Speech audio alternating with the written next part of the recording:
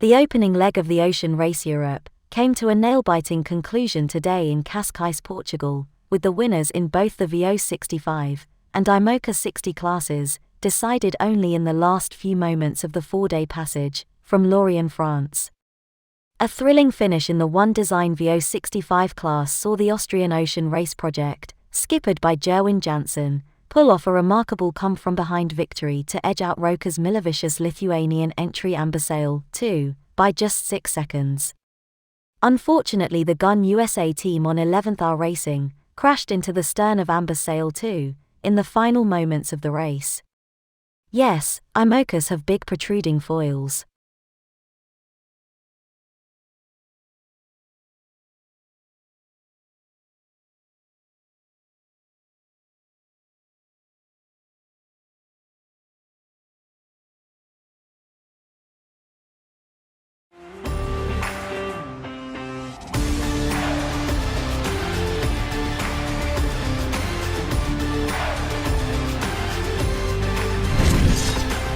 Here are highlights of the sport of sailing in the last 7 days. The US team on the 11th hour Sailing IMOCA 60, at the finish of Leg 1 in Cascais, Portugal, had a crashing time as they must have forgotten that they had a huge foil sticking out of the starboard side of their boat and hooked the VO 65, Amber Sail 2, when they tried to pass. All very embarrassing. Round the world race regular Simeon Tienpoint is back for another race, and is the skipper of Team Childhood 1, representing the World Childhood Foundation, a global organization founded by Her Majesty Queen Silvia of Sweden, which works to protect children from violence and abuse. Meanwhile, the owner-drivers were out for the Swan Tuscany Challenge. After 3 days and 9 races, the regatta rankings were still surprisingly open, especially in the newer Club Swan 36 fleet. The 44 Cup organisers released a great rap video of their regatta in Portoroz, Slovenia. In a fleet as close as the 44 class, competition was fierce. The RORC Myth of Malham race had 122 starters, and we have a report from Pamela Lee on IRC2 winner, J133, Pintia, who also collected place 2 in IRC1. On Pittwater north of Sydney, the Royal Prince Alfred Yacht Club hosted the MC38 Fleet Regatta on a sparkling Sydney weekend. Local club member John Bacon came out leading the bunch. The crew of the huge trimaran Banque Populaire 11 were out last week testing systems on their new boat. They are getting ready to break a few records. Meanwhile, the historical crews of the 10-foot Skiffs had their championships on the narrow Brisbane River in Australia. Sailed 3 up, the Skiffs represent designs from 100 years ago. Eddie Cox gives a review of the Melges, Escal, Lake Geneva Spring Regatta. That's Lake Geneva, Wisconsin, USA. He talks with Harry Melges IV about rigs and sails. Now over to the Ocean Race Europe and Simeon.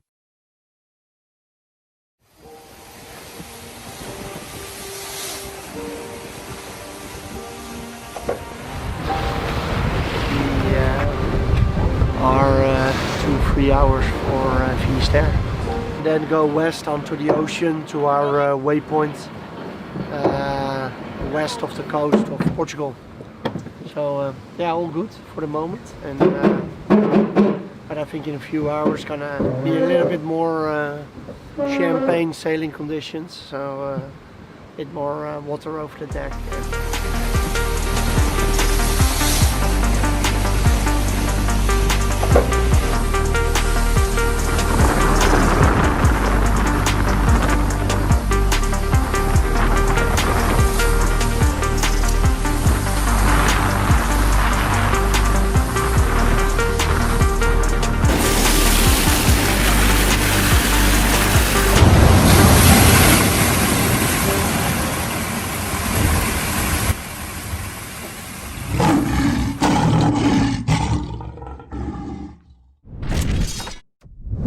The tension was palpable on the quayside this morning, as crews made their final preparations for the decisive day of One Design racing in the Swan Tuscany Challenge. After 3 days and 9 races, the regatta rankings were still surprisingly open, especially in the newer Club Swan 36 fleet. In the Club Swan 50 class, the tussle for the top spot boiled down to a duel between Marcus Brennick's Hatari and Leonardo Ferragamo's Cordilleon. Third place was still up for grabs at the start of the day, which was scheduled for 2 races in the same calm seas and 8 to 10 knot breeze as the fleet has enjoyed so far. The start proved to be the key moment of each race, and Ferragamo's Cordilleon was faultless. It wasn't easy because the wind was shifting a lot pressure too, said tactician Manu Weiler. We had 2 very good starts, managing to do what we wanted to do, stay right for the first race and left on the second.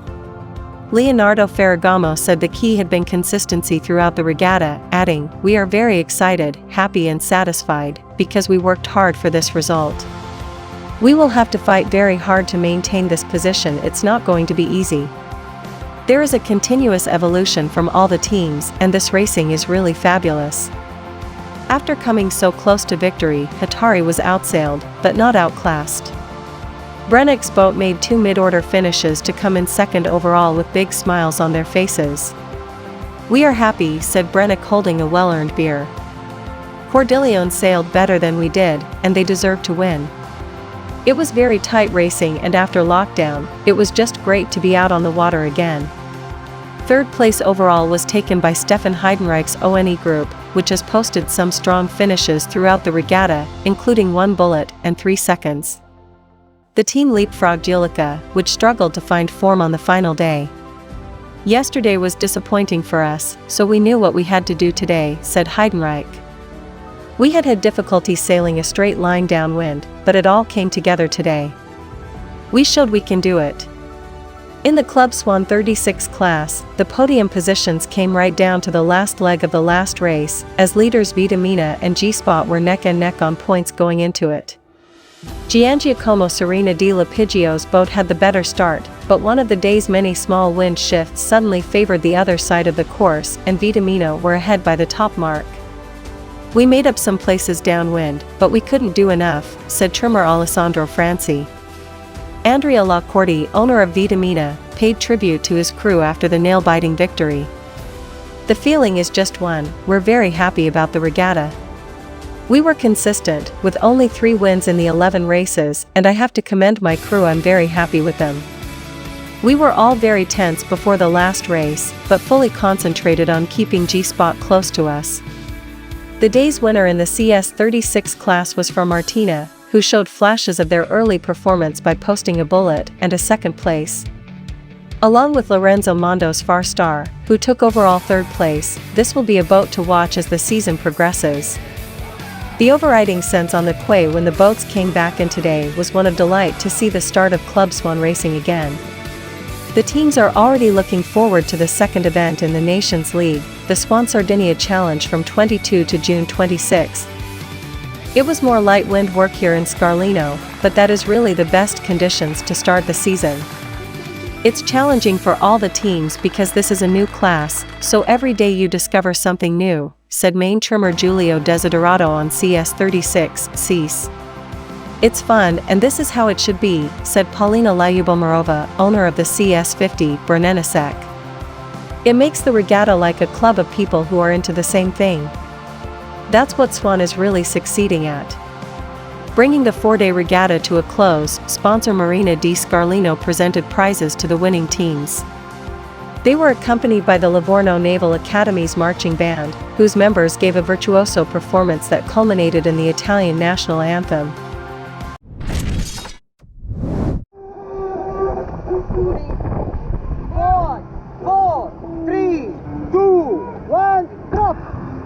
Following a long absence due to the COVID-19 pandemic, Portoroz in Slovenia hosted the opening race of the 2021 44 Cup. This was backed by Vladimir Prasikin and Igor La, owners of Team Nika and Team Siref respectively. Team Siref is the 44 Cup's Slovenian RC44, while 2 key Team Nika crew once represented Slovenia at the Olympic Games and come from Portoroz. One Mitya Margon is the event's organizer. This event, as class manager Bertrand said, that it's the 3rd time we organize it, because it was supposed to be last April, then was postponed to September, and now finally in April. And the challenges were really huge. Of course, the support of the owners, especially of Seref and Team Nika, Igor and Vladimir, let the class know that they are ready, and the class pushed also us as organizer to do everything possible to start this ball rolling. On the opening day of the 44 Cup Portoroz, Vladimir Prasikin's Team Nika and their new tactician Manuela posted by far the most consistent results, coming ashore with a 4-point lead. In a fleet as close as the 44 Cup, it is rare that one team dominates. Nevertheless, on day 2, RC44 legend Chris Bake, his Kiwi tactician Cameron Appleton, and Team Aqua minimised any mistakes, and they had the perfect day, scoring 3 bullets. I think the conditions were superb, boat was set up well. I think we're fast upwind, stayed out of trouble, got decent starts, and managed to hold on to it. It was tight in a few places, but Cameron and the team were on fire, and I was pretty locked in, so it all worked. Sometimes it does. In typical 44 Cup style, the penultimate day's 3 races featured 3 different winners. John Bassadone's Peninsula Racing, including the America's Cup-winning helmsman Ed Baird, Team Aqua and Team Nika won the 3 races respectively. We needed that win because the results have been pretty poor. But yeah, I don't feel too bad because I think the bad results have also been results that could have been pretty good, and it just shows how competitive all these boats are. But it was less about winning races, considering that neither of the top 2 scoring teams, Team Seref and Atom Tavatoy, won a race, but both maintained superb consistency. As a result, these boats moved up to 2nd and 3rd places overall behind Team Aqua. Entering the final racing day, the top 5 RC44s were just 6 points apart. As a result, both the victory and the podium remained wide open. For this regatta in Portoroz, we're likely to have 12 races. There's no discard, and the goal is just being there in every race. You must avoid the traps and coming 6th, 7th, 8th. Wherever you can, if you can fight for 1 more place, then you get 1 less point, someone else gets 1 more point. So the 44 class is about consistency. It's usually a fight to the last race. So the last days are always fun.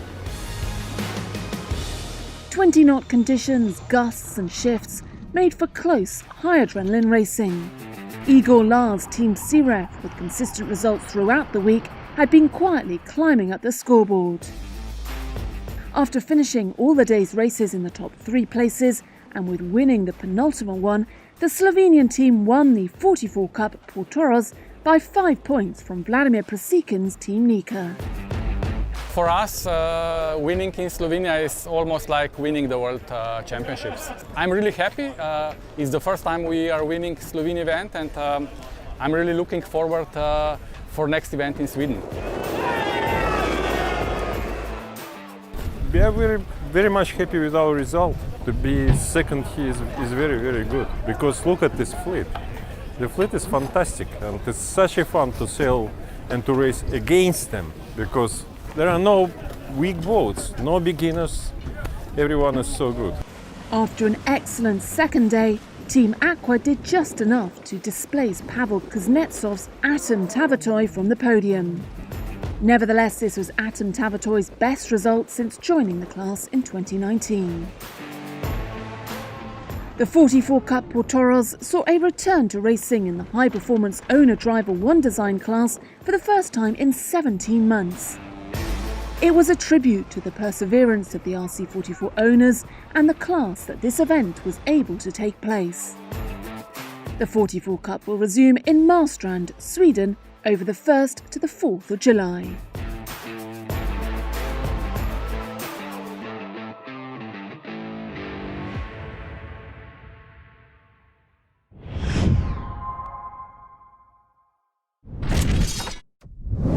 So we've just finished won our class, which is great.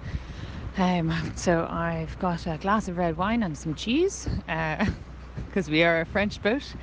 Been a lovely race actually. Tough in all the right ways. Portland Bill today was just that was actually exciting stuff. As exciting as it can get at very slow speeds. Sunrise and Juno gave us a good battle for it. Sure, no one wants to just walk away with the win anyway.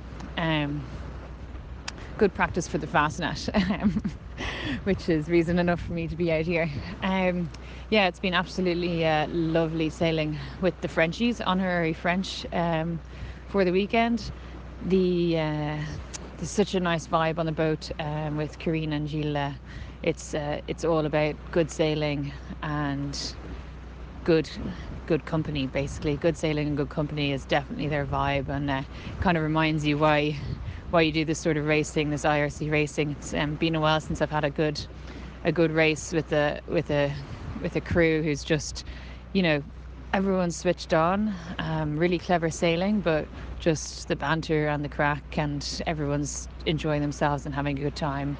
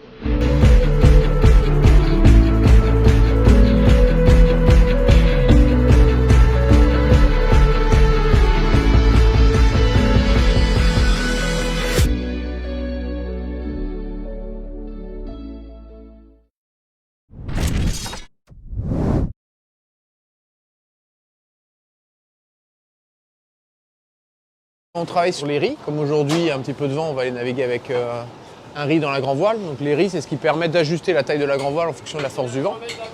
Et c'est, on va dire, des réglages que l'on fait quand on commence à naviguer.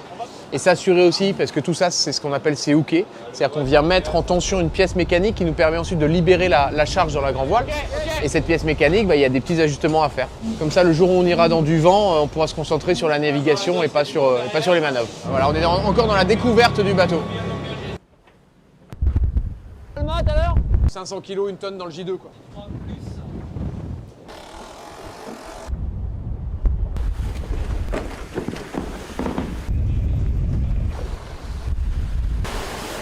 Petit dossier à rocher le jeu. Ça va bien là?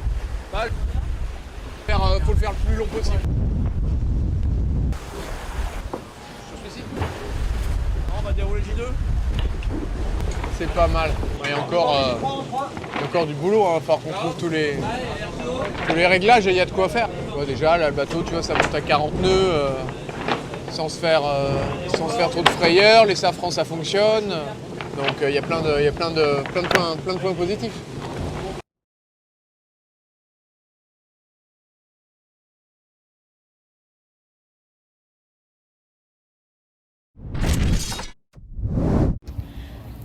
The 27th Australian Historical 10-Footer Championship was sailed on the Brisbane River from May the 1st to May the 3rd, 2021, after a 12-month postponement due to COVID.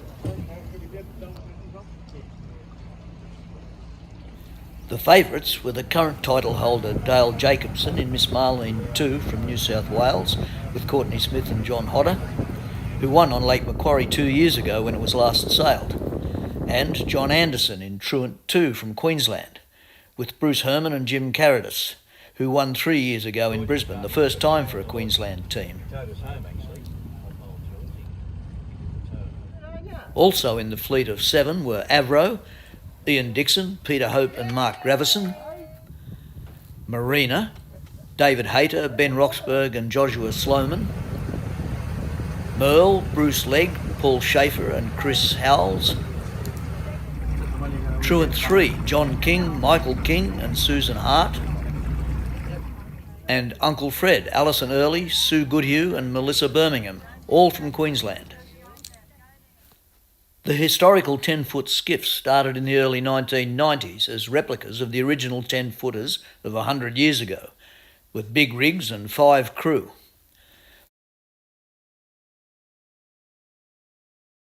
But after the first 3 or 4 boats appeared, additions to the fleet began to more closely resemble 1950s 12-foot skiffs, with laminated hulls, high-peaked skiff rigs and 3 crew.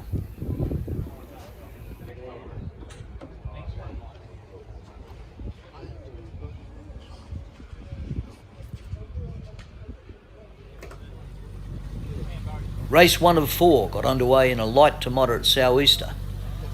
The favourites were prominent early, but so was Uncle Fred, who had the lead close to the mark, but were crossed by Miss Marlene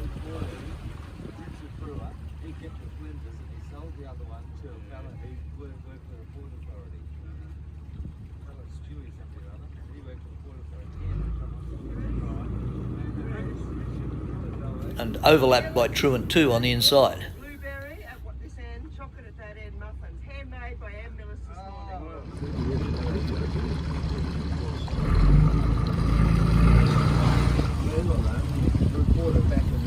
After a short spinnaker run, the breeze had lightened for the work up the Bulimba Reach. Truant 2 was first around the top mark with a good lead to Miss Marlene and Uncle Fred.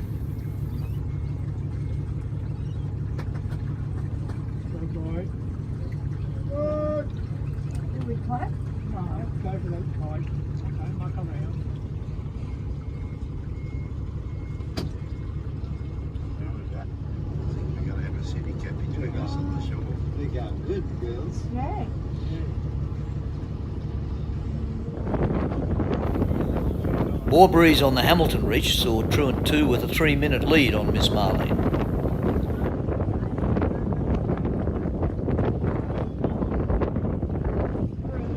That's where they used to weigh the fish and all. Yeah. That's right, remember there? Yeah, it's all coming back. Yeah. That's right, I can't even remember all of that. Doesn't matter. But the MG was a lovely place. Yeah.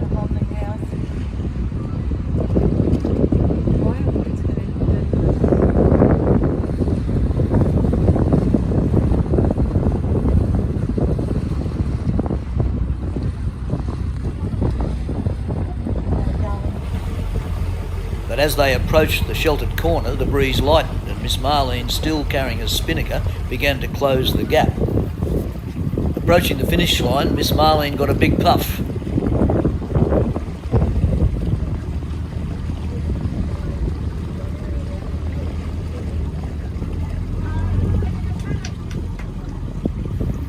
But it faded close to the line and Truant 2 held on to win by a mere 2 seconds.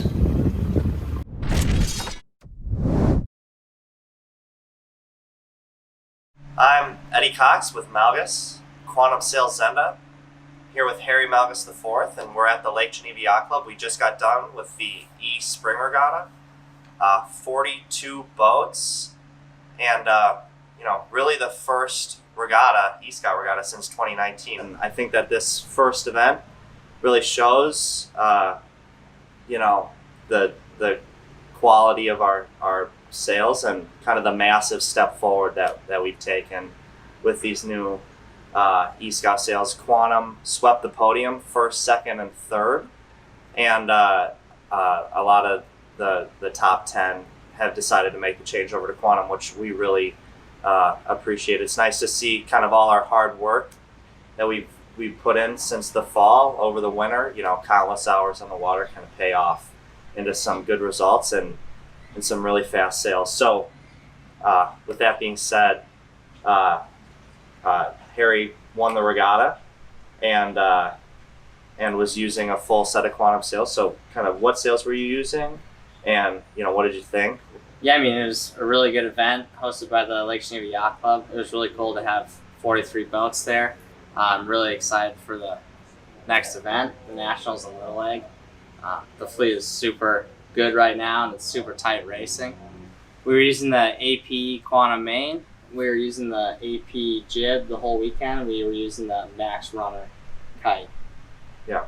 Which was a really good setup, we thought. I mean, the conditions were really tricky. The first day we had big chop and light air, which, the E-boat's pretty hard to drive in that condition because of the small rudders, but the sails just made everything really easy. I think they're super user friendly, and the top end speed seems to be super high. Yeah, that was a big focus of ours.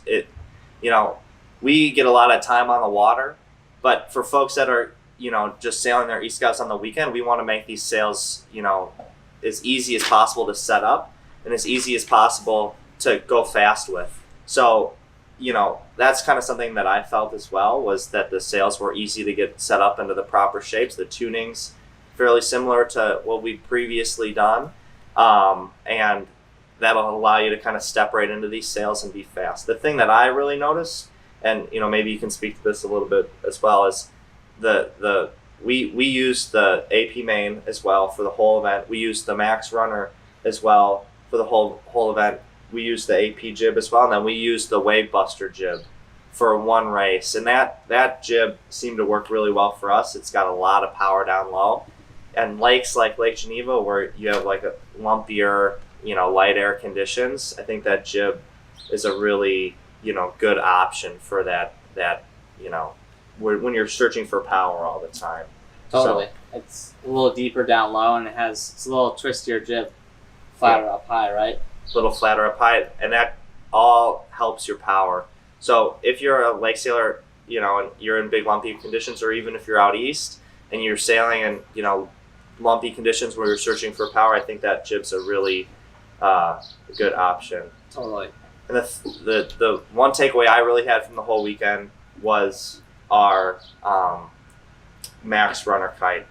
I was really impressed with kind of the range that we could sail with that Max Runner. That was another big focus of ours, was making sure that the Max Runner had the ability to sail in a higher mode, but also sail in a pretty deep, soaking mode. I feel like some of the kites in the past that we've offered have only really had one mode. You either had to sail low or you had to sail high with the kite. You couldn't transition from a low mode to a high mode. Did you kind of feel that with the Max Runner? What was your thought on that? Totally. We really liked the Max Runner. We thought it had a super nice low mode when it was light, and then the thing just would allow you to build apparent winds really easy, and you can really rip and go for a hotter mode with the kite. We thought it was just like a super well-rounded spinnaker. Yeah. That's kind of what we felt too. We had a really big range of conditions on the first day. Pretty light air for a few races. The last race we had conditions where, we were getting the boat, up on the wind and trying to build apparent wind and go fast all the time. Totally. So the Max Runner is really a kite that is perfect for those changing conditions, and something that I think is a huge step forward in the E-Scout class. If you have any questions on quantum sails, we're more than happy to help you. Just contact us at Malgus, and we'd love to help you get into some new sails and help you go fast this season.